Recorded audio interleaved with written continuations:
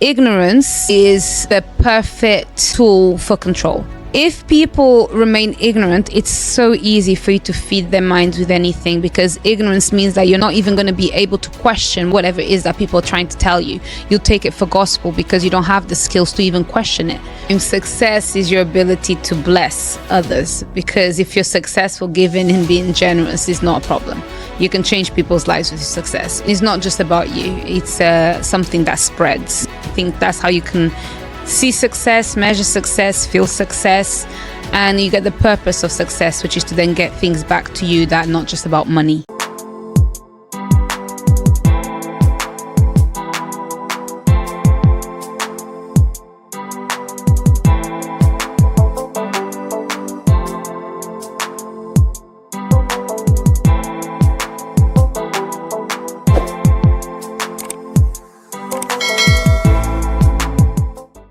Hello and welcome to another episode of the Need to Succeed podcast. On this podcast, what we do is have incredible conversations with phenomenal guests and just really to understand what is their need to succeed. Because here's the thing, two people can go through the exact same situation. One person decides because of that situation, they can no longer achieve the things that they want to achieve. Another person in the exact same situation decides that they absolutely have to succeed. Some circumstances, different outcomes. What is the difference in mindset? That is exactly what we look to uncover on this podcast. And today, we have an incredible guest to have this conversation with. No need for an introduction. Ladies and gentlemen, please join me in welcoming Miss Dinalva. What's going on? That was a nice intro. That was good. The power said a lot. Incredible, huh? You like the energy, yes, yeah? Yes, Come on, yes, I've been waiting for this for a minute. Yeah? Listen, I told you from the first time, I was like, you know what, I've got to speak to that girl. I've got to speak to her. I love that. Where did you find me first? Where did you see me? Listen, come on. You know where I found you first. Come on. We're going to get into this. Where basically everybody found me. You know what I'm saying? Like, come on. So, but yeah, no, I'm super excited for this. But thank you. There was a secret I kept from you. Wow. Yeah, there's, you should be scared, right? No, I'm joking. So we've got a set tradition. There's only two set questions on this podcast. Everything else is we go with the flow. Okay. So there's the first one and the last one. All right. The first question and the last question. Yes, that's it. What's the first question? It's very simple, or not. But what does success mean to you? Oh, that one for me, I say all the time, success is your ability to bless others. Because if you're successful, giving and being generous is not a problem. You can change people's lives with your success. If you can change someone's life, then you know you've made it. And it's not just about you. It's something that spreads. You know what I mean? I think that's how you can see success, measure success, feel success, and you get the purpose of success, which is to then get things back to you that are not just about money. You know? That's interesting. I don't know what I think about that. Two things. I agree with the fact that it's success is not just about money. 100%. I always say, listen, relationships, health, obviously, yes, in money as well, success is part of it. But there's a lot of different facets of life that you can be successful, right? Yeah. But, I mean, it's interesting. It gives me an insight into who you are as a person, because you're saying success is just for me to bless. But for me, I feel like, hang on, I need to be blessed first before I start blessing that job. Saying once I'm fully blessed, then actually I can bless a whole lot more, right? Yeah. But my cup needs to be filled first, and sometimes people don't understand that. So when you're going through this world of entrepreneurship, and people are trying to ask and all of these sort of things, and it's difficult when you're saying no, because you have a vision. These are people who you care about, and you understand that I'm doing all of this, so ultimately I can give at a level that maybe you weren't even expecting. But right now, the answer is just going to be no, right? Yeah. So I mean, what's your thoughts on that? I mean, drawing from your fill my own cup analogy, I would say more for me, success is when that cup is full and starting to overflow, and I can take the excess for myself. I can take the excess, give it to others, because I think sometimes people think very kind of selfishly when they talk about success, whereas it's more success is much more measurable and is much more, I think, substantial when you're also able to bless others. And what I mean by that is things like you can be successful just in life as an immigrant. You come to the UK, you set your life up. If you can bring your family to come to the UK and set their lives up, you're a successful person because you've just managed to change someone else's life, even though you're not super rich. Or I don't know, being successful even in a business, your business becomes successful really when you can pay your staff, when you can actually change someone's life with your service and your product, and then you get the rewards. You see what I mean? So I think before success comes a lot of blessing first. At least that's kind of like how I want to take my journey into success. I want to be able to, you know, for my generosity to be what pays me. You know what I mean? That's interesting. Yeah, I don't actually think what we're saying is mutually exclusive, because I always say, another thing I always say is, you know, the amount of money you're going to make is in direct proportion to how much value you actually put in the world. Exactly. Like there's literally a direct correlation. The more people you help, the more money you're going to make. So that's it. I think we're definitely aligned in that. Yeah, cool, I think man. so. I think we're getting there. Okay, no problem. I can relax now. He's not trouble. Okay, so I want to get to know you a little bit more, because you know. So where did I find out about you? You know, the big dog. What is it called? Top G. Top G. Top G. Yeah. What did you think? What did I think of the interview? Because that's something that a lot of people approach me about. Whose that. podcast is this? What's sorry, on? my bad. No, I'm joking. Go on. I can't help it. I'm trying to get into this game as well. Sometimes I'll take over a little bit. But yeah, what did you think? Because one thing that I get, which I really appreciate all around, is respect. So it doesn't vary. Like everyone that approaches me gives me the respect. But some of them say, yeah, you know, what you said makes sense, but I don't fully agree. Others said, oh, you talk sense. And others are just like, you're too masculine, go back to the kitchen. Yeah. Those tend to be like the three main too things. Masculine, go back to the kitchen. Listen, I can't make this up. I can't make this up. This is the kind of things that I get in public. People will pass me in the street and, you know, they'll say things like that. So what did you think? What did I think of the podcast? Do you know what? Not the podcast, of me. Of you on the podcast. Yeah. I thought, yes, there was some points that you were making that I thought, okay, cool. She's very strong in this. What's the best way for me to describe it? There's this sense of, I think from my perception is there's this sense of, you know, I'm a woman. I can handle myself just as much as a man. Like I don't need a man to look. And listen, I understand that. I don't fully agree with it. I don't fully agree with it, because listen, I've got women in my life who are strong. Like my mom, for example, strong Nigerian woman, right? My mom come to this country, cleaning London Underground, worked her way up to, you know, running a recruitment company, turning over 7 figures. Like wow. That's, you know what I'm saying? Like that's my mom. Nice. Strong black woman. But listen, my mom likes to be wined and dined and open the door for me. And like she you know what I'm saying? So for me, I don't have this sort of, if I'm treating a woman in a certain way, then that means she doesn't have the same abilities as me. I don't have that mind, that frame, right? Yeah. But I know a lot of guys do. Yes. So obviously, when you're saying that, I'm like, I don't really think that's right, because I can look at you in two different ways. I can look at you as being this strong, powerful, ambitious, capable woman, but at the same time, like, I'm the man. Do you know what I'm saying? So it's my job to sort of look and protect, and you know, otherwise you're taking what's natural to men away from them as well. Yeah. So that's the way that I kind of view that conversation. But it wasn't an indictment on you. It was just I disagreed with some of those things. But I also went away from that thinking like, oh, this girl, she's smart. She's about her own thing. You know what I'm saying? Like, and ultimately, listen, what does Neil say? Miss Independent. Do you know what I'm saying? Like, it's about that, but it's just about a balance. Yes. I mean, do you know what it is? I think that what a lot of the time people don't understand when they see me in these podcasts and they see, oh, now she's so strong, she's having to prove that she's independent. No, I just am. That's just how my life has been in the context of everything aligned it so that I am this person. And ultimately, what I realize is that I'm not for every single man. I'm not a one size fits all. That's definitely not me.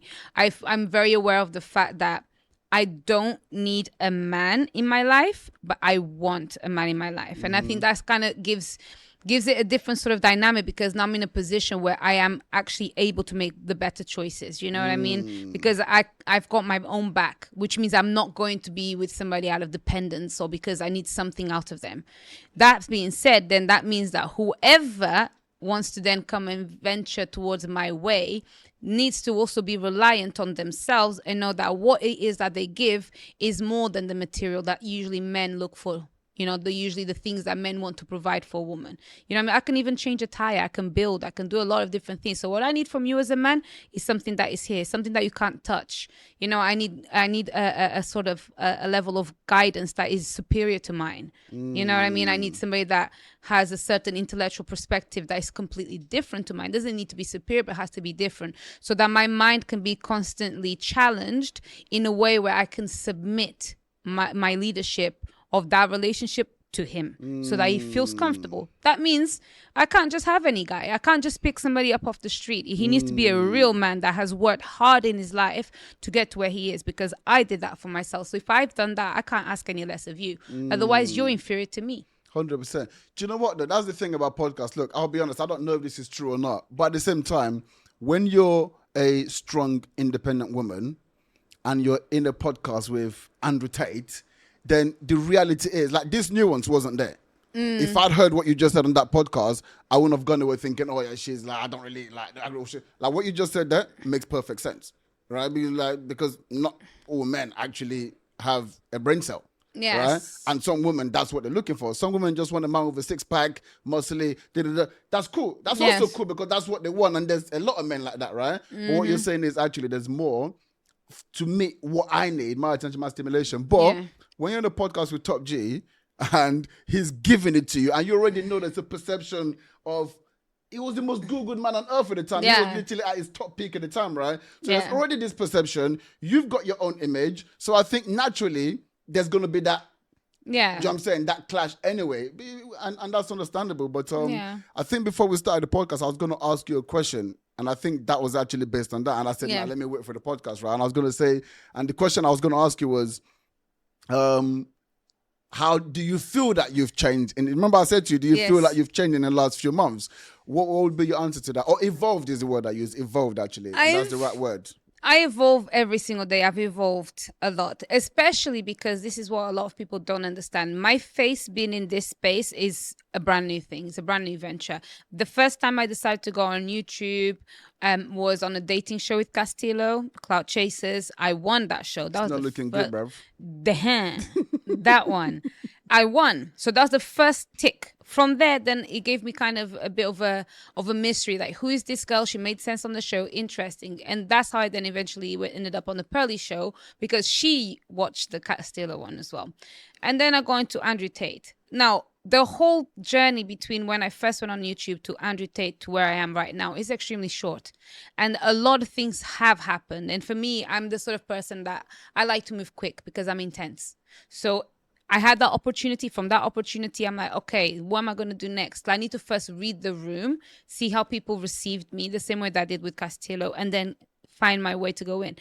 And I realized that when I went on the Andrew Tate show, I did something that for me was the top G thing to do as a woman. I didn't argue with him. Actually, we had good conversation. I held my own as a woman. I managed to pick his mind, put my point across without it being a shouting match, like as it was with other people on the show. And some of those girls are moving. A bit mad. Relax, man. And that's the point. I think that the way that I've evolved is more, I've taken my rightful role and platform of being the woman that can handle masculine energy with composure and a certain strength in her femininity. Something that most women cannot do, because most women don't possess the intellectual capabilities to do so. So realistically, all these opportunities have done is just put me where I meant to be anyway. People don't understand. They see a pretty face, they see style, they see makeup, and they think that I'm just any girl that you pick up off the street. The same way I said I can't just have any man, because I'm not just any girl. I'm in that room, other than Andrew Tate having more money than me and more exposure, I'm the most qualified person to actually hold these conversations. People don't know that because they don't know who I am. They just see my face. So everything that I've done has been working up to this moment right now where I am. So the evolution comes more from me being able to open the doors that I needed that key for. And the key was Andrew Tate. Listen, why not? I'm looking for my key. Listen, if you got the number, just plug me in. Listen, I'm bringing everybody behind me. Very soon I'll take over the world and everybody will be there. Two things from what you said there. First of all, I want to understand, you said people don't actually understand that you are the most qualified person as well. We're going to get into that. But the other thing that you just said, Listen, you might get some women just hating on you once this clip goes out, right? You just said most women do not have the intellect. Was the intellect, is that the word you used to do that, right? Is that a general statement? Or what do you mean by that? Or was that a generalization, should I say? I would say that is a generalization that is quite accurate. Because this is the thing, like, for me, do you know what my blessing has been? It's been the fact that I grew up as a tomboy. My substance has always been what I've invested into. It was never my beauty. And a lot of the time, beauty for a woman can go against her intellectual development, because the utmost priority and what attracts the world to you is your beauty. So you're just going to focus on that. Who cares about school? You're going to find a man that is going to save you because you're pretty. So a lot of women kind of fall down that trap, as well as obviously societal structures that make it seem like girls should be doing certain things, they shouldn't be doing other things. Me, I never cared. I was one of the man them. So that helped me to be able to get to a stage as a woman where I pride myself in my intellect. A lot of people, I've had this conversation in podcasts where they try to say, who gives a damn about your education? In my head, I'm like, I do. Because if I was a man, right now, every single one of you wouldn't even speak to me. You would be bowing down knowing that I'm intellectually superior to you because of the hard work I've put into myself. But I'm a woman. And a lot of women don't go through this process. And that's why I feel like I'm even more blessed, because in the world of today, I have a space in the industry that no one has been able to fill yet. You see what I mean? I like that.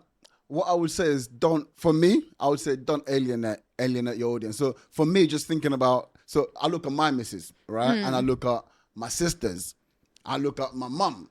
And I'm like, all of these women would be similar to you. They'll be the same as you, right? They don't look, they're all beautiful, right? So they've never used their beauty as a, I'm smart, so I don't need to educate myself. I don't need to, I don't need to be smart. I don't need to be intellectual. All of them are really, really smart people, right? So that's just in my immediate bubble. Yeah. Literally just in my immediate bubble. Now, I'm not disputing what you're saying at all, right? I've got an Instagram account, so I've got TikTok, so I'm not disputing what you're saying. But what I'm saying is, actually, with what you're saying, it's a popular message for right now. It could be really popular. Maybe you don't want to use generalistic language to isolate that audience. That's what I'm saying on that. I mean, it's not generalized, because this is the thing. The way that I'm looking at the world is I'm looking at, there's percentages that make up different types of people. There's the 1%, which is the absolute uber powerful and the ones up there. Then there's probably like a 10%, which is the people that are educated up to a certain level, that they are part of that little space. And then there's the rest, and the rest would be the 89%. 89%, yeah. That's a lot of people. That's the masses. That's the grassroots. That's the general population. And the general population is not as impressive as what people think. And that's where it's crazy. And that's the thing. And we can't be afraid to say that, because if the general population was as endowed as what people would like it to be, the world wouldn't be where it is right now. The biggest enemy of society nowadays is ignorance. Nobody knows what they need to know to be able to make it through life, let alone to be able to hold a career, to get anywhere with success. And that's why I say my job as a woman is one that is very special, to be able to sit in these spaces and be respected by the people that run these places, because these spaces are run by men. I sit down with men, I can have conversations, they listen to me, and they actually listen to value in my words, which a lot of women don't have access to this. They don't. And that I know, because in my world as a woman, I feel completely different to most girls around me. I'm an anomaly in a man's world, because what's this girl doing here? And then in a girl's world, like, who is this girl? Like, she's... So yeah, I'm bold with my statements, but they come from a genuine place where I've done my research, where I'm talking from a place of logic and not actually emotion. And I don't feel like, I would alienate people by telling them, you can't do this because you haven't done this first. If I just tell you can't do something and don't give you a solution, then fair enough, I'm alienating you. But my whole movement is about providing solutions that allow people to access the levels that I'm at. Because I came from a difficult place as well. I didn't come with a silver spoon in my mouth. I had to work really hard. I had to make a lot of sacrifices. I've gone through a lot of pain. You know what I mean? But as you said, it's the mindset that counts. And a lot of people don't have this mindset, let alone people not having the mindset or the access to get to that level. Well, you've won me over with the answer, all right? Because you know what is true. Because if you have that kind of conviction about it, then maybe the audience listening who is of the same ilk as you, maybe they'll just go, yeah, she's true. Most of these girls are dumb. But they will be able to resonate with that. So actually, that makes sense, yeah. The people who get pissed off will be like, shit, she's talking about me. Shit. Yeah, because think about it. Think about what is promoted more in the world. Is it a woman to be a politician or be a CEO, or for a woman to be, you know, a model, or to be pretty, or to do something like that has more soft skills behind it? Is that's the difference. Women are not promoted to go into technology, science, engineering, maths. Definitely not politics. Yeah. It's all much more kind of like watered down. And it's fine. It's understandable. This is just the residual of, you know, the society of the past. But we're evolving now. That's why a woman like me even has space to talk. See what I mean? 100%. Okay, cool. So let's get into it. Right? You said actually people didn't realize that you were the most qualified woman in, well, not woman, person. Yeah, so I don't want to offend on that you panel. in this podcast, yeah, person. Yeah. On that panel. So just tell me a little bit more about yourself. You know, what's been your journey? Where have you come from? You know, and what kind of, you know, what. I guess when I say what makes you qualified, it's not like a test or anything like that. I guess it's just more about understanding, you know, who you are and you know how has Dinalva today come to be formed. So I think that first, it comes down to representation. So I'm going to break it up into different sections because my makeup is very complex, but it makes a lot of sense. Is it Mac? So, Is it Mac? what do you mean? You said your makeup is very complex. No, this guy. I used to sell makeup, you know. Oh, is it? That's why you know Mac. I was like, what do you mean Mac? And then I realized, by the way, fun fact, I am not wearing any makeup.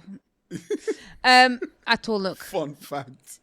It is brave. No, it is brave coming to the podcast. Fair play. I respect See it. what I mean? I'm telling you, respect not it. many girls them will be doing what the novel is doing. You see what I mean? Breaking barriers.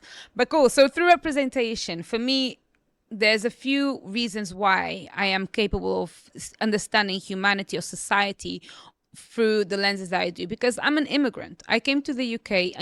English wasn't my first language. My mom came on her own with 4 daughters, so we're already immigrant, but also down to the fact that we were poor. Really, we come from humble beginnings in the UK. English is not my first language. I'm a girl living in the countryside, mixed race, but in the UK, I'm, you know, labeled black, so I fall within the BAME community. So I've got a very good idea of the life experiences of the masses because I was amongst them, the working class. I've got a good understanding of that. Then from there, I also studied a lot. So academically, I'm qualified to speak in these conversations because I studied humanities. I did Spanish and international relations, and then I went on to study United States foreign policy. And what I decided to focus on was American exceptionalism, to understand how things could be the best but the worst at the same time for a nation like the US. And that got me to understand about society. It got me to understand about the impact of policies and propaganda on humans, on society as a whole, how they can use politics to kind of, you know, morph whatever it is that they want to get out of any situation. So from that, I'm able to look at anything. Show me the news and I'll tell you the true story behind what it is that they're trying to tell you. I'm a bit of an expert on propaganda. You know what I mean?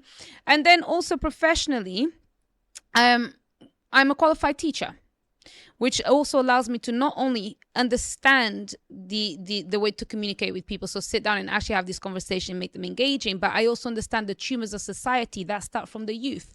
So I'm an expert in understanding the youth. So I go from youth to working class to then put it onto the political level. All of it adds up. It's just a whole sandwich, a whole cake that allows me to see the world from a much broader perspective with more accuracy, which a lot of people don't do. A lot of the time, for example, on this podcast, people talk to you about statistics. And I'm like, do you even know the process to analyze statistics? Because there's a lot of factors that go into it that will change the meaning of those numbers. Those are the things that I've kind of studied and the things that I'm skilled to do. And yeah, I was born for this space. I'm actually a politician or public figure but a qualified one, a verified one. And not only that, with really high results. I'm a first class student. So I'm not just any girl that's sitting down and having these conversations. Not only that, I speak 4 languages, which gives me cultural access to more masses. I don't just know about the masses in the UK. I know about the masses in Angola, in Portugal, in Brazil, in Spain, in so many different places of the world, which means that I've got a much stronger understanding of society as a whole beyond borders than most people do.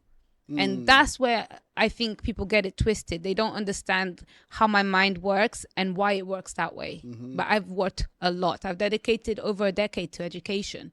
You know, things that people, and this is not education like just normal school. This should be university. You know, things like this. And yeah, and I'm able to. And then I'm now going through a transition in my life where I'm putting all of these experiences into a movement that will empower people through education. And that's where I win, because not everybody's equipped to educate. Not everybody can do it. Okay. A lot to uncover there. And I still feel like there's a lot that's opened up a whole rafter of questions that I don't even know if this one podcast is going to be able to cover all of it, but I shall attempt. I'm going to this is just some quick fire questions because I want to quickly get these ones out the way so I can get to the meat of the ones I really want. Because I'm like, there's so much to talk about. It's a lot. Right? Cool. So, immigrant, is that from Angola or from Portugal? From Portugal. From Portugal. But are you of Angolan descent? Yeah, both my parents are Angolan. Both your parents are Angolan, but you're mixed race, right? My mom is white Angolan. So your mom is white Angolan. Okay, so she's white Angolan. So she was born there, or did her parents move over there? She was born there. So she was born in Angola. And her dad, it's been there generations. Been over there. Okay, cool. So there's kind of her lived experience being a white Portuguese woman in Angola. That's a conversation we can have to see, you know, how that's obviously influenced you as a character today. But I don't know if we're gonna have enough time for that. So let's move to. But it probably does. This next question probably does. Maybe might draw on some of those because humanities, American exceptionalism. I mean, humanities, okay, cool, but it's not that many people that do it, to be honest. But okay, I understand that. American exceptionalism, that is a particular mindset. That is a particular like view of something. What excites me? What is it that I really want to understand about the world? There's something that I'm searching for that I feel like diving into this is going to give me some more understanding, right? Yeah. But where does that come from? Like, you know, what experiences have you had to make you think I really want to understand this? My Angolan background, because the experience that my mom and my dad had were all within the context of war. So I grew up learning about the Civil War. I grew up hearing the experiences and the stories of my mom's childhood, of my dad, and all of these things. And I remember that what I heard from my family, what I know from my culture, is totally different from what I hear in the general mainstream narratives. It's not the same. So I wanted to say, like, what... Can you share? So something, maybe one or two usually the story is it's going to surround things like communism is bad, democracy is good, the Russians or Soviet Union were bad, the Americans were good. But then it didn't make sense because in Angola the Americans were backing the wrong side. They were backing the rebels. They were backing the ones that were not democratically elected to be in power. So that there for me was the glitch. I'm like, it doesn't make sense. Why is the USA? Why does everybody think they're so amazing? These times there's so many details that people don't know about that are showing me they're not great, but they are great, but they're not great. So who are they? Why do they hold this position? And then it started to allow me to look at the things behind the scenes, to look at the detail that gives you the truth, not to look at the image that gives you whatever it is that they want to give you. You see what I mean? So that's where it comes from. Wow, that's powerful. But how old were you when you were processing this? The reason I asked that question is, first of all, how old were you when you started thinking in this way? I guess this would have been more when I started learning about the Second World War, which would have been probably like from year 8, 9, 10. So maybe like when I was 13, 14. 13, 14. The reason I say that is because naturally, it doesn't even matter for a child or an adult. When you have this experience where you clearly know you've been wronged, right? Which obviously from, you know, your parents' stories, you know America have wronged Angola, right? There isn't normally nuance. It's just, these are the bad guys. But what you just said that you goes, they're great, but they're not. But they are great, right? So you were also able to understand, well, actually, there is something great about this country. Yeah, whereas a lot of people won't be able to accept they'll that. just see enemy. Yeah. They can't see on both sides of the coin. That's why when I go on this podcast, people are thinking, who is this girl? She doesn't agree with anything. I'm like, yeah, because I can see the good and the bad and the ugly, and I don't need to stand on one side of the coin. It all depends on where I'm looking at it from. So I can have an opinion about a million different things that will vary depending on whatever factors are on the table. If you want me to argue for democracy being a good thing, I know how to argue about democracy being great. If you want me to argue about communism being the greatest thing, I can do the exact same thing. It all depends on how you manipulate the facts and what perspectives you choose to take on a specific topic. Is that natural? Is that a natural ability, or is that learned? I think it's something that is learned. I feel like I learned. It's natural and it's learned. Naturally, I've always had that idea of changing the world. I always wanted to right the wrongs. I always wanted to bring justice. So I've always had that sort of feeling inside of me. But to be able to have justice, you need to be able to look at the most objective truth. And you can only do that by looking at all perspectives to find out like what is the closest to the true truth. And I learned that actually in history. Mrs. George, I'll never forget that lady. She's the one that taught us how to be able to question sources. She gave us a map of the transatlantic slave trade, and she said, what are the limitations of this source? And we're like, what the hell does that mean? And then through her explaining, like, you can look at one thing and it'll tell you this, but then you need to look at everything else that it tells you. You need to look at it upside down. You need to look at it from this perspective. What is it telling you? What is it not telling you? What is it trying to tell you? Who actually even wrote this source? What could they be trying to tell you? What are their motivations? And then through understanding, like, that way of analysis, I always get closer to the truth. I can handle almost any conversation because I am trained to not just jump at the gun, but to just take a step back and think, what really is it? Let me look at it. Let me analyze. So there is an objective truth. Yeah. Using your language, there is. I mean, just based on the fact that it's objective, there's an objective truth, right? So based on your own experience, based on your own research and everything that you've just said, what is your truth of the world or of American exceptionalism? I think that the objective truth is that ignorance is the perfect tool for control. If people remain ignorant, it's so easy for you to feed their minds with anything, because ignorance means that you're not even going to be able to question whatever it is that people are trying to tell you. You'll take it for gospel because you don't have the skills to even question it. And I think that American exceptionalism got to that stage because, you know, there's been an enablement of poor practice, of exploitation, of a lot of negative things with America, but the ignorance allowed it to then turn the successes that there were to be bigger. You know what I mean? I mean, for example, with the USA being such a powerful, you know, superpower now, right? We need to think about the beginnings. Where did all of this financial power come from? Because as far as I'm concerned, from back then, they were just basically people that came from from Europe to go there and set up camp. They found the Native Americans there. They had some good land. They exploited all of it. Of course, they're going to be rich and powerful. Okay, fantastic. But then where's the truth behind that? What are the traumas that is caused to the land? They don't talk about it. Americans are really the best propaganda campaignists that there is. Hollywood is propaganda. Mm-hmm. That's why you see enemies are either going to be Chinese, Russian, or Muslims. Mm-hmm. It's all propaganda. The same way that it happened when Hitler was in power with Germany. They had their own propaganda against, for example, the Jews. And it worked brilliantly. Anyone that is in politics will be able to understand why they talk about the Matrix. Because anyone that has studied all of these sort of subjects understands propaganda is real. Propaganda is a tool that they use to influence the minds of the masses. So ignorance is what, for me, makes America exceptional. Makes sense. But everyone does it.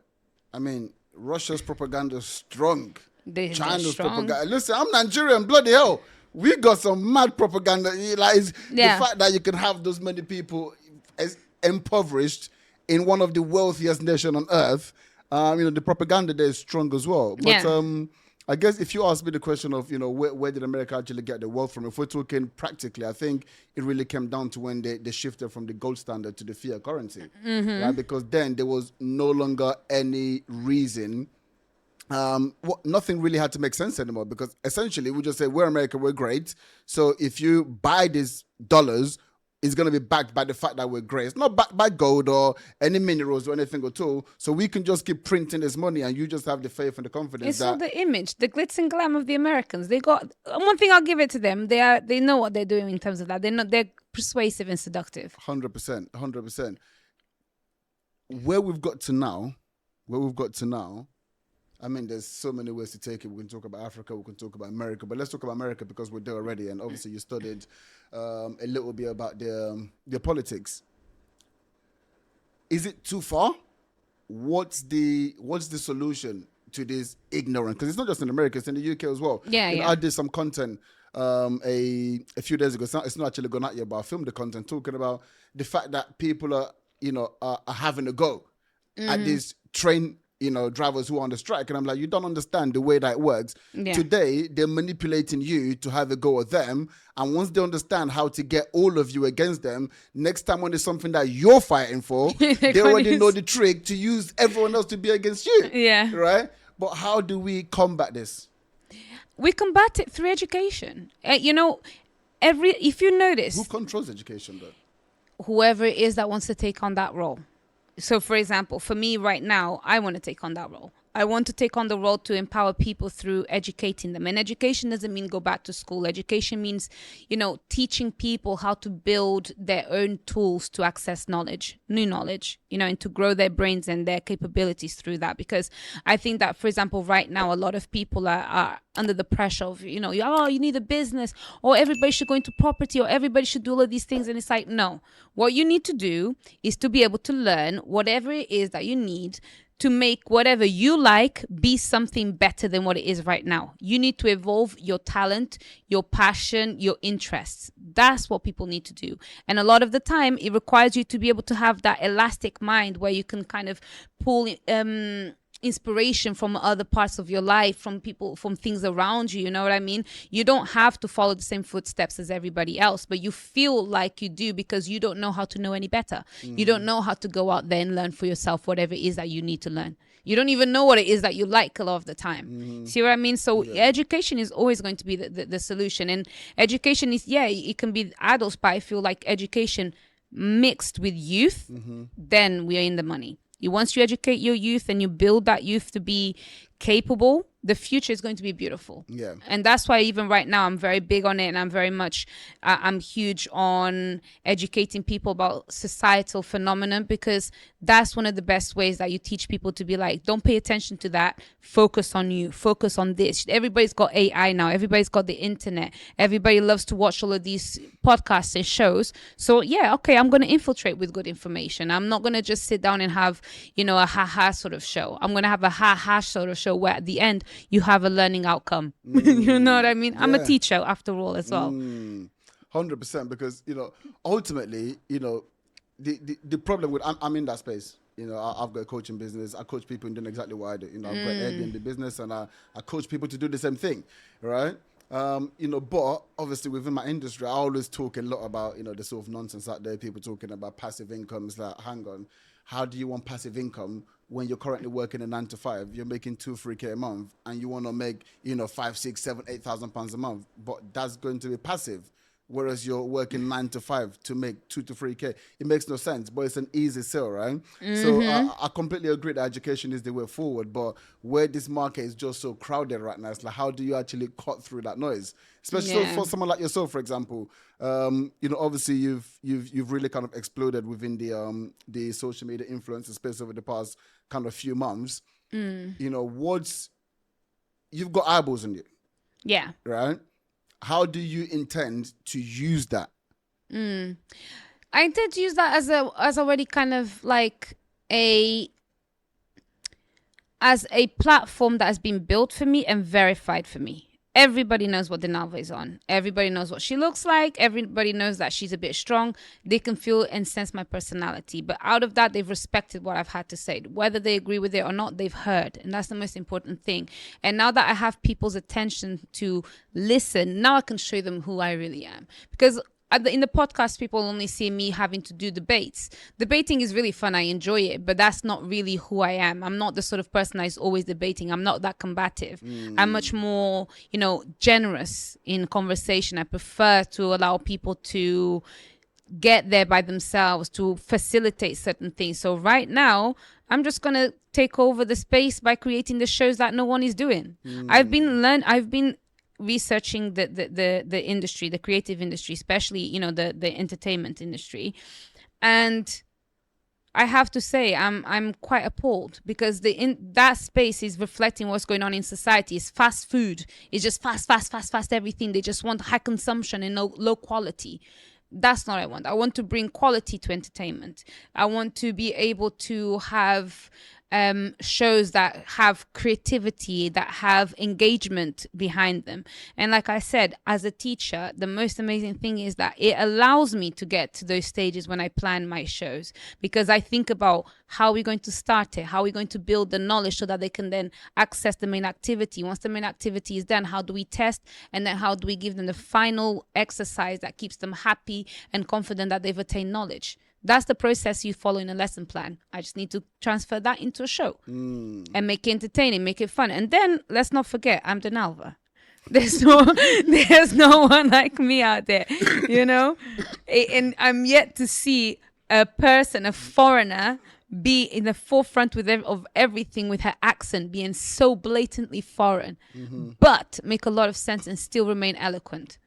That's where my niche is all, from being the odd one out, from not belonging where I am. That's where I win, and I think that's my strength with everything. Yeah, definitely. I think it would be callous not to use that platform, to actually, because you talk very powerfully. You've got a distinctive message in terms of from the conversations that you have, and if what you're saying, you truly believe what you're saying in terms of maybe people are not as intellectual as they should be, and there's a certain perception of what a woman should be, then you've now got a platform, so you go ahead and create what you would like to see in the world, right? Yeah, of course.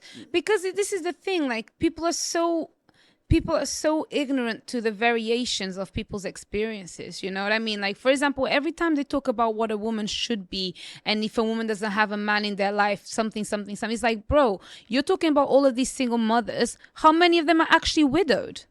How many of them have been in certain situations where they were just... even the other day, there's a lady, I know her, bless her. She got married, she's got 2 children. One is 3, the other one is 1. Her husband passed away. She's left with 2 kids, and guess what? She was a housewife. So what is her experience of life going to be now without a man? And she's a woman. And that's why I think it's very important for people to factor in a lot of the natural occurrences of life that gives you challenges. Life is not simple A, B, C, and it's done. Life, it depends on who you are. It depends on so many different things. You can't predict it. So it's always best to kind of have your own back. As a woman, I think it's completely ridiculous for you to stay fully dependent on a man. And it's not to say that you can't depend on a man. You can, but you shouldn't be fully dependent, because if something happens to him, then what you gonna do? What's going to happen to your children, to your livelihood, to your home? That's going to affect them more than if you had actually gone to work to create your own foundation. So when you join with your husband, you're both strong, which creates stronger strength. If one is weak, one is strong. It's a bit more fickle. But again, based on what you've just said, there's also nuances to that, right? So if you're talking about a traditional household, right, where you've got, they're both working, right? But for me, let me use my example. Let me use myself as an example. I've come from a background where, for me, I look at society, I look at some of the issues we've got in society, and it really comes from, poverty is one of them, but it also comes from the way, society tried to push certain things to do with family, right? What family should be like. For me, I have a very, very strong understanding of what I want family to be, first of all, from my own experiences growing up, but also what I see around me as a family unit. So I don't want, my daughter to be going to this nursery school. My daughter's 2 years old now. And I look at, so in America, for example, like women are going back to work after 2 weeks. And I'm looking at my daughter, I'm looking at everything that she needs. And I'm looking at her growing up, I'm thinking, Imagine like her mom wasn't here. Yeah. Like, to me, that would be insane, right? But obviously, my role, as the husband is, I need to go out there and provide to ensure that, she's got no worries. My daughter's got no worries, right? Yeah. But, she also had, a career before we decided to have a baby. And, luckily, obviously, I picked my woman right anyway. But, she's also very traditional in that way. So she also didn't want to go back to work and live or do what she wanted to do that as well. Yes. So, but in that situation, she's kind of relying on me now. But for me, that's a traditional household, though. Yeah, and that makes sense. Like, for example, for me, I'm strong, I'm powerful, and all of these things. But I do know the reason why I do all of this is that when the time comes and I have to stop to have a child and to then nurture that child up to a level where I feel confident that that child doesn't need me 24/7, at least my foundations are set. At least I'm not going to be below zero. At least I'm going to have something that's going to give me peace of mind as an individual, first of all. Because remember, you may be married, but it doesn't always mean that you being married to somebody means you're just one. You don't forget, you don't cease to exist as the person that you've been born. You've had all of these years of life. So it gives you peace of mind, and it also gives your partner some peace of mind to know that it's not all on your back. And I think that one of the issues that men are facing a lot nowadays is that pressure that you are the guy, you are the provider and protector, so you need to do something. If you as a man don't feel like you can afford to be in that position, you feel less than a man, you get into desperation and things go really wrong. And this is why, but I didn't mean to. But for me, again, this is why Andrew Tate's message spread so far, right? And listen, I'm not the Andrew Tate guy. I'm not that guy, right? You know what I'm saying? Listen, but at the same time, I would say, and this doesn't mean it's genuine, but I would say 95% of a lot of the shit that he's saying is just the truth, right? Like, I don't feel like I've got pressure on me. Yes, of course, there's the pressure to provide, but I know what I have to do. Yeah. To put, like, if you want a traditional household, if you want to be able to tell your woman, you just chew for the next 2, 3, 4. Be the guy that can handle it. Then you gotta be the guy that can handle it. Don't be asking for stuff you can't give or can't get. Bro. That's just life. Like, it is what it is. And if you can't handle that, then your woman's gonna have to go back to work. There's some compromises you're gonna have to make, which means now your baby's gonna be in the nursery. You're gonna have someone else putting their worldviews onto your child and all of that. Yeah. That's the compromise, right? But I think like he's saying, like, you can't just be weak, bro. Like, that's just being a weak man. Like, if these are the things that you want, there's a price to everything. If I want a 6-pack, which I do, and which I don't at the moment. So but you have to put in the work. I'm in the gym right now. I'm putting in the work, and that's life. Yeah, it is life. But this is then again the other side of things, because life is human. And as humans, we're not perfect. As humans, we feel things. Our emotions are much more powerful than we give them credit, which is okay. But then that also gives you the context as to how people get themselves into certain situations. And that's why I say there's no point in putting pressure on people and labeling them and say you are less than or you are more than. What you need to go and do is be better than you are. That's it. Don't be more than, less than, just be better every single day, because then you'll be in a position where everything that you give to yourself, you can demand from someone else. And once you give yourself good things and you keep improving, you like yourself more. So the next person that you're going to be seeing, you're going to like them as well, because you're going to like what they do for themselves because you do it for yourself. People need to level up and be able to be humble enough to ask for the things that they deserve because of what the hard work they've put into themselves.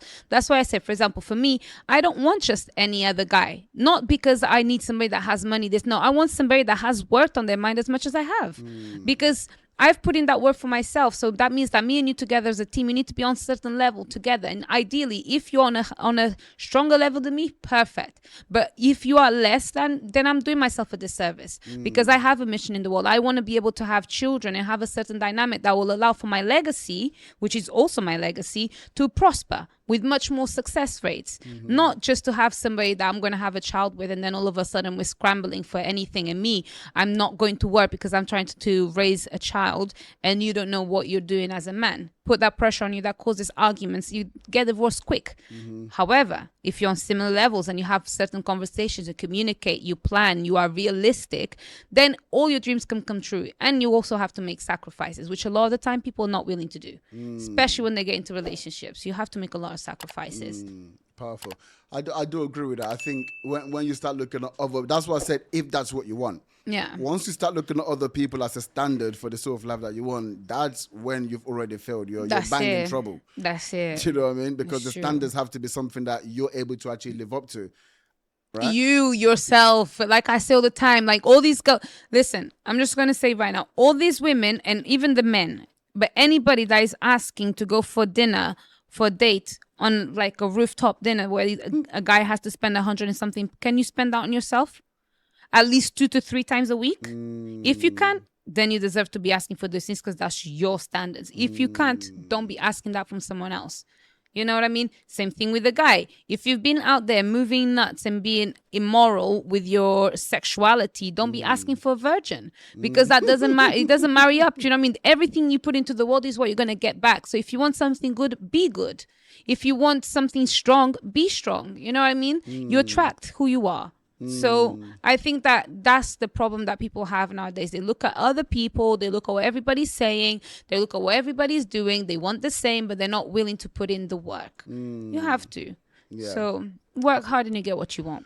100%, man. I love that. I love that. I'm enjoying this conversation so much. But I'm telling you now, it's super, super exciting. So let me ask you though, because you've been in the hot seat with the man, with the top G. Yeah. Yeah. What do you think about all this thing that's going on with Andrew Tate?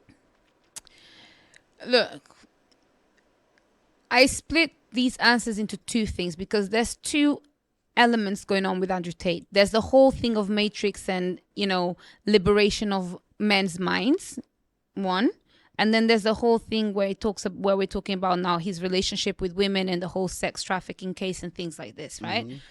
On the Matrix side and, liberation of men's minds, I'm up for it. I'm like, yes, there needs to be somebody that stands up for the guys, because it is true. In the world of today, it's always every single time, oh, the girls, oh no, the girls are the victims and the men are the problem. And I think for me, that's extremely toxic, because even from youth I see in my school, I see how the girls are troublesome. They find their trouble in different ways. It's very easy for a boy to look like he's the bad one, but these times actually boys need more support than the girls do sometimes, because they tend to be left. The mom, they ain't got time for the boy, because the mom's got other kids to worry about, and he's a boy. His boys will be boys. So this is good. Andrew Tate is doing a good thing. He's representing men. He's being a role model of strength, and I don't have to take rubbish from anybody. The Matrix, again, is true. It's the same thing that I told you. I studied American exceptionalism because that's like my way of getting closer to understanding what the Matrix is. Now, on the case side of things, the sex trafficking case, my simple question to everybody is, what do you think it takes for a person to run an online webcam business in Romania? Just that alone. Then I say, just use your imagination for a little second further. What do you think it takes for somebody to not only run that business, make it profitable, and grow it? Because nobody likes to just stay stagnant. They like to grow. With that being said as well, what do you think happens behind the scenes? What do you think happens when somebody is willing to put £10,000 to stay to be around one of the girls for 5 minutes? Is he gonna say no? He's a businessman. He's already in that world where he uses women's image for profit. There's no smoke without fire in those instances. Let's not try and, idolize somebody just because we like what he says. Let's look at the reality of things. You're in Romania running a prostitution prostitution ring. Whether it's just online, it's a different story. Well, it's not prostitution. It's cam girls. Cam girls. I don't want to get sued. In Romania. Man, those of you who know about what I'm talking about, then we'll talk. Anyone that works in the sex industry will know exactly what Andrew Tate's problems are right now with that case. The only issue now is he's really, he's famous as hell, so it's hard to handle the case quietly and everything. And also, it's just a matter of how much money does he have to be able to do whatever he needs to do to get out of that case. The law itself will try and do a million things to hold him accountable for what they can hold him accountable, but the law is not for everybody. There's some people that are above the law, Yeah. So money is about the law for starters. But the problem that he's got is money normally buys you power and influence. But because he's actually talking out against the people in power and people who have influence, that's his biggest problem. And it's definitely, full alliance with everything that you've just said. Like literally, the way you separated both of them, Completely understand. It's just like, look, like, come on. Like, even for me, it was like, oh, bro, like, why, man? Do you know what I'm saying? Like, because you talk so much sense. You talk so much sense, but like, bro, you did that shit. Yeah. Do you know what I'm saying? Like, bro, he's like, a social genius, come you on. know. He knows how to speak to people. I spoke to him. We sat down and I had a conversation with him. You know, we were just talking about before the cameras are on. Where you from? Where did you go? Da, da, da. And as he's speaking to me, I'm reading him because you know I'm not starstruck by Andrew Tate. Yeah, it was a big deal, but I'm just like, let me find out who this guy is. And he's got very strong social skills. He is able to do a lot. And this is the thing. Even for me, I say it sometimes. If I wanted to be a psychopath, I have all the skills for it, but I choose a better light. Because when you're smart, you can use it for any end, any means. That's probably what a psychopath would say. Well, maybe you're a psychopath. Really. I don't know. I'm just very aware of you know, it's the same thing. You know, somebody that has the intelligence to build a nuclear bomb, but they don't build it. That's kind of like that sort of dynamic. Andrew Tate, very smart guy. He's very talented social person. He used it at one point, at one moment in time. He used it for wrong. He's using it for something that is good now, but before it was wrong. So you have to face your demons. You don't need to lie. For me, I would have said I'd respect Andrew Tate a lot more if he was able to kind of talk about his demons and said, you know what, I've done some unquestionable things before. I've effed up a lot in my past, right? And I'm making up for it in this way. Or I regret it in this way. I take it back in this way. Revise the things that you've done before. That makes you wholesome. I would have been like, yeah, great. And me, I'm also somebody that I was a victim of domestic abuse, which means that then me looking at that, I can't just look at you and be like, yeah, top G. I'm like, bro, I've seen the things that you've done. I recognize a lot of things in you from my personal experience. And it's not an emotional, you know, analysis. It's a logical one because now I know better. I can see. So, yeah, he's cool, but he's got skeletons in his closet that he needs to address. Yeah, I completely agree with you. I mean, it's difficult. It's difficult. If it's just us in a room and we're just, bro, come on, like on the level. Like, who cares, bro? Like, you don't, like, it's calm. He would just be like, look, like, you know what I mean? Like, what's upon a time I do the thing? Like, who doesn't, you know? That's what I'm saying. I think that's the reality of the conversation. If you're talking to Mandem, if it's just him chilling in the room. But obviously, he's Andrew Tate. Yeah. The most good man on the planet. The reality is, it's difficult to take those steps back. It's difficult. And obviously now people are coming after him because of his new worldviews. But there's this stuff that he's done that he can't really take away. Yes. But yeah, I agree with you. It's like, I think there's a way of dealing with it. But the way he's dealing with it is like, I'm just going to keep pressing. And say it's a lie. Like, bro, and distract with other things. You're losing fans because we're not dumb. Now you're just like insulting my intelligence. Now you just think we're stupid, right? And that's but guess the problem. what? The masses tend to be ignorant. And if you see the support for Andrew Tate and the amount of people that are saying, oh, they're just picking on him, he's innocent, obviously. All he does is talk about the Matrix and empowering men. It's like, yeah, that's what he's telling you now, but you haven't gone to go to learn more, to understand more. You haven't looked beyond what your nose shows you. You don't need to look beyond this. He snitched on himself. He, in his education university thing. Yes. This is the pattern. Thing, this right? is how you do it. Yeah, exactly. So the evidence is there, but it's hard to pin it on him because obviously he too is smart. So he's not going to do things in a way that leaves a massive trail for one day in the future for him to be caught. So yeah, I mean, he's right. I'm not going to lie. I would love to, and I'm going to manifest this, to sit down with him again one day. But I need to obviously build my thing. But I would stay down with him again and have a proper conversation. You know what I mean? I'm sure you will. Yeah. Dinalva, this has been so much fun. I told you at the start, I said, listen, like an hour is not enough. Yeah, is that how long it's been already? Bro, I'm looking at the time. I'm like, what do you mean? Crazy. It's gone like that. I knew at the start. Oh, wow. Before, like you said, manifested it. I knew this was going to happen at some point. I've been trying to make it happen, right?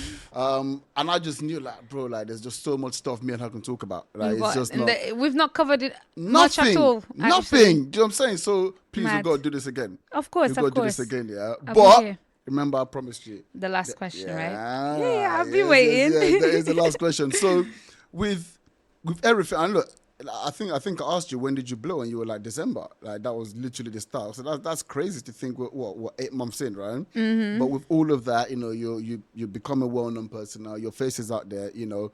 Like you said, people respect you. And, you know, I'm looking out to say, okay, cool, what is this girl going to do next? Because now she's got this platform, she's got this personality, this worldview, which, you know, I really respect. You know, how does she now actually use this and capitalize on it? And that actually links perfectly into the final question, which is, with everything that you've now done and where you're at, what is now your need to succeed?